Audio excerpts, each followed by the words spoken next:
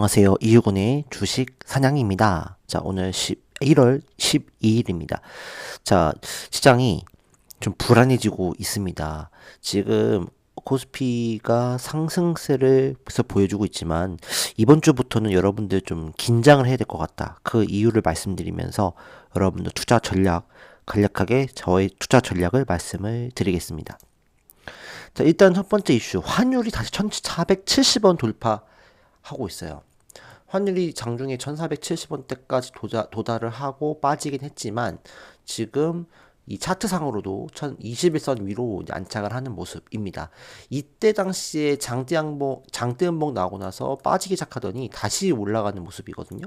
보통 같으면 장대음봉이 나오면 사실 반등은 주더라도 결국에는 이제 한 번 더 밀리는 경향이 강하거든요. 근데 이게 지금 오늘 21선 위로 안착을 하면서 차트적으로도 주식 같은 것만 봐도 굉장히 좀 상승 신호가 나왔다라고 볼 정도로 좋아요. 그러니까 이 말은 뭐예요? 나쁘다는 거죠. 왜? 환율이 다시 한번 지금도 정고점 트라이를 할 수 있다는 얘기거든요.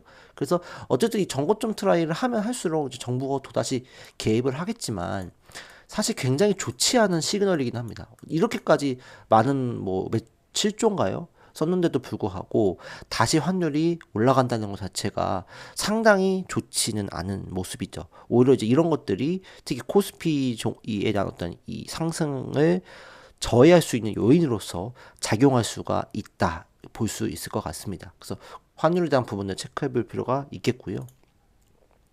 두 번째는 이제 이란 시위가 굉장히 확대가 되고 있어요. 아시다시피 이란 시위가 뭐 갑자기 일어난 건 아니고요. 어쨌든 2022년도도 있었고 최근에도 있었는데 결정적인 부분은 뭐냐면 이제 이란의 국민들이 이제 이 하메네이 이란 최고 신정 지도자를 이제 신뢰하지 않는 것 같아요. 그래서 이제는 어떤 개혁이라든지 어떤 이런 뭐 히잡 쓰는 거에 대한 어떤 이 문화를 바꿔달라든지 경제를 살려달라든지 이런 게 아닌 거예요. 이제는 아예 이 신정 체제를 끝내야 되겠다는 움직임이 거센 것 같습니다. 그래서 일단은 뭐 1월 6일 날에는 이런 뉴스도 있었어요. 이미 이란 시위가 지금의 시위가 단순히 개혁이 아니라 이제 신정 체제 종식을 요구한다라는 거죠. 이미 이 시위의 기반에 이 기반에 있는 이 내용들은 결국 요거거든요. 제일 중요한 거는 이란이 통화 가치 하락, 즉 경제난이에요. 경제난으로 촉발이 된 거예요. 살기가 너무 어렵다. 살기가 너무 어렵고 이걸 해결해 달라. 근데 이걸 해결해 주지는 못하는 이 신정 체제에 대한 어떤 이 신뢰가 떨어진 거죠. 그래서 지금 이 시위가 지금 뭐 테헤란뿐만 아니라 전국 도시로 확대가 되고 있습니다.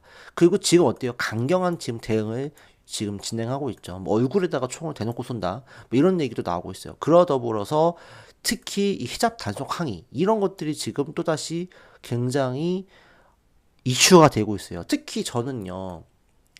이번에 좀 보면서 놀란 게 여성들이 대거 참여에 나섰다라는 점입니다.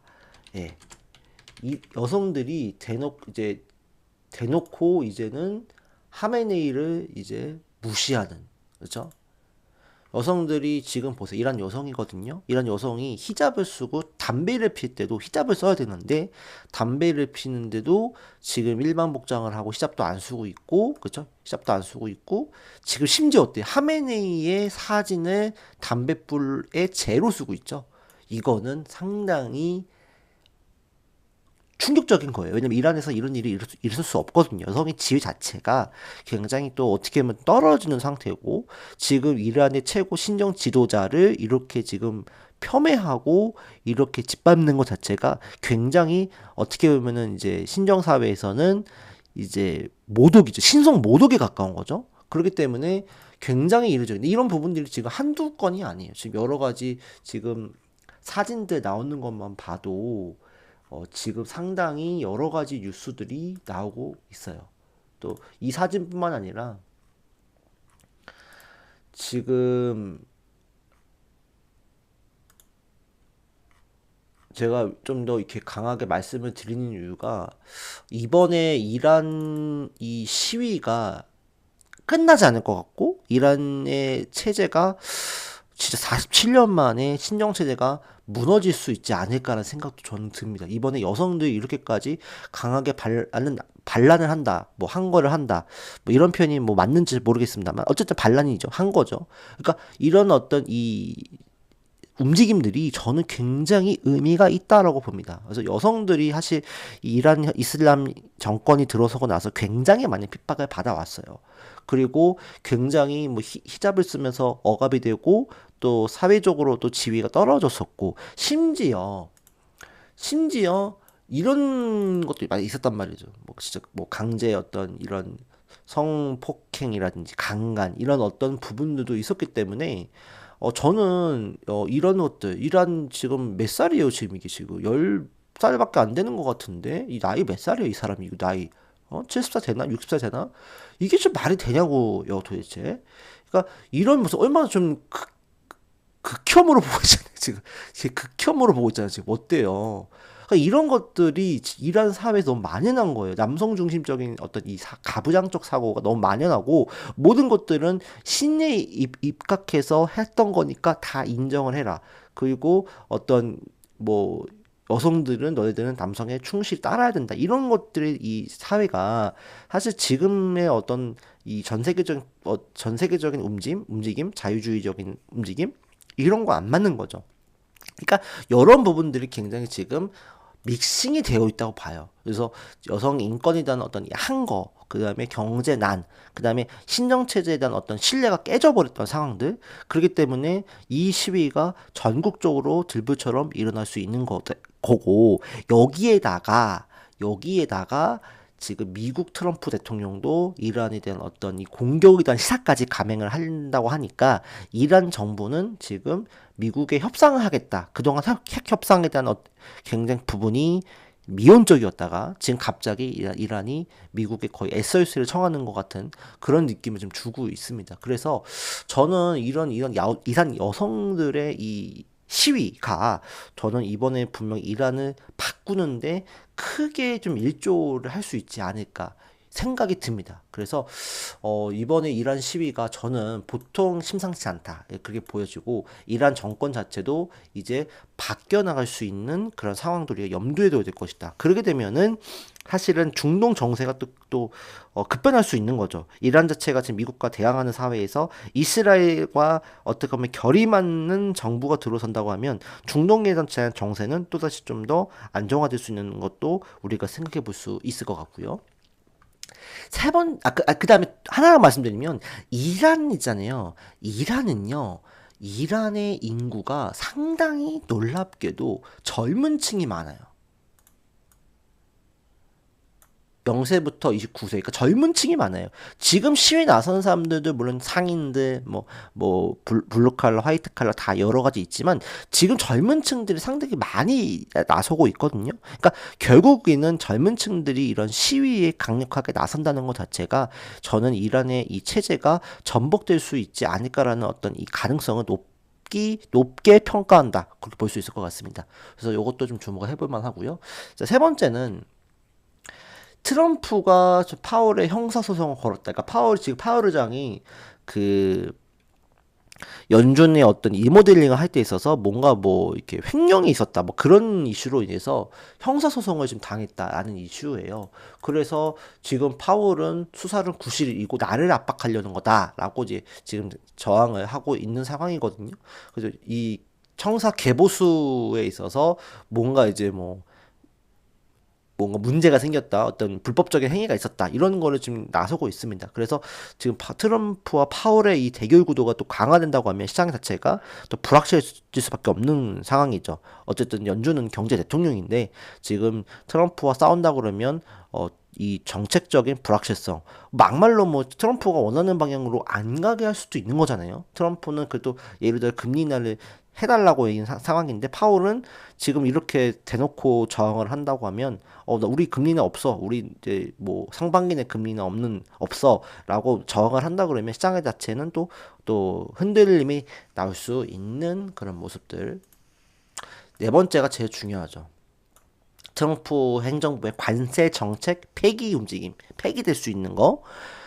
트럼프 행정부의 이 관세가 적법한지에 대한 판결이 현지 시각으로 14일 날 열릴 예정입니다. 자, 근데 어쨌든 뭐 관세 정책이 위법이 될지 유지가 될지는 모르겠어요. 근데 있잖아요. 단순하게 생각을 하면 관세 정책이 위법이 된다 그러면 우리한테 좋은 거 아니냐? 좋은 거 맞아요. 좋은 거 맞죠. 왜냐하면은 관세 여태까지 우리가 이제 채찌ペ 돌린 건데 결론적으로 관세 유지가 불법이 된다 그러면 이제 뭐 어떤 글로벌 교역도 회복이 되고 인플레이션도 떨어질 수 있고 우리나라 한국 경제도 대미 수출 경쟁력 회복되고 원화가 강세로 바뀔 수 있다. 또 어떤 자동차 업종들도 그동안 뭐 이런 수혜를 입을 수 있는 거 다 오케이. 근데 있잖아요. 단순하게 생각한 문제가 아니라는 거예요. 왜 그러냐면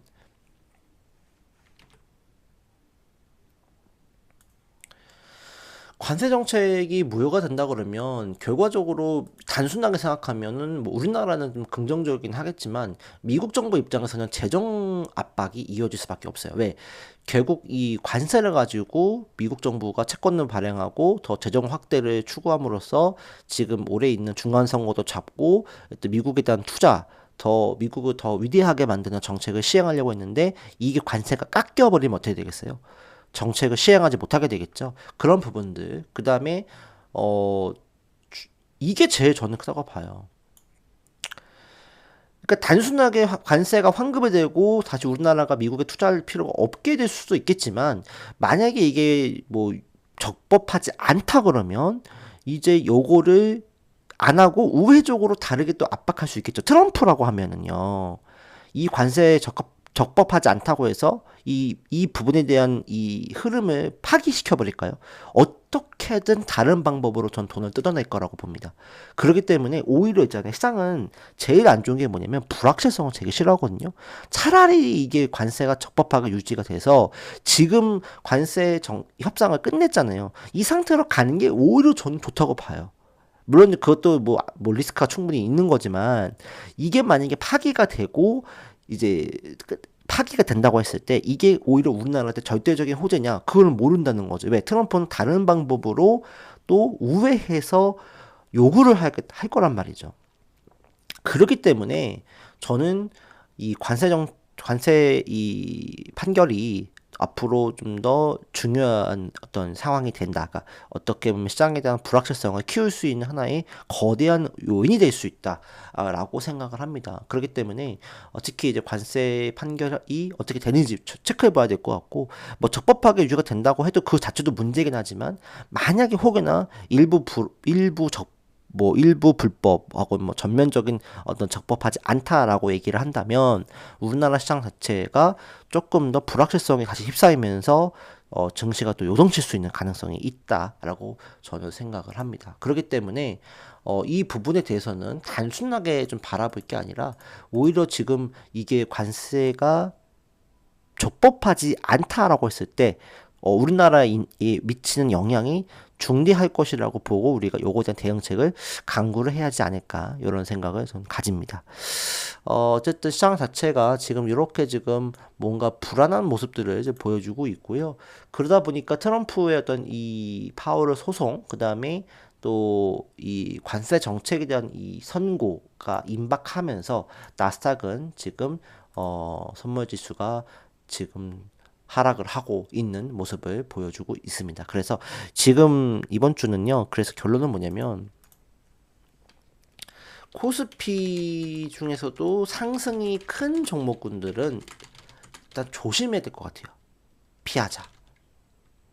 뭐 반도체, 삼성전자, 하이닉스, 그다음에 방산. 그러니까 방산 같은 경우는 뭐 어쨌든 뭐 계속적인 이란 이슈, 베네수엘라 이슈. 그다음에 지금 EU에서 지금 뭐 10만 양병설을 좀 주장하고 있다고 하더라고요.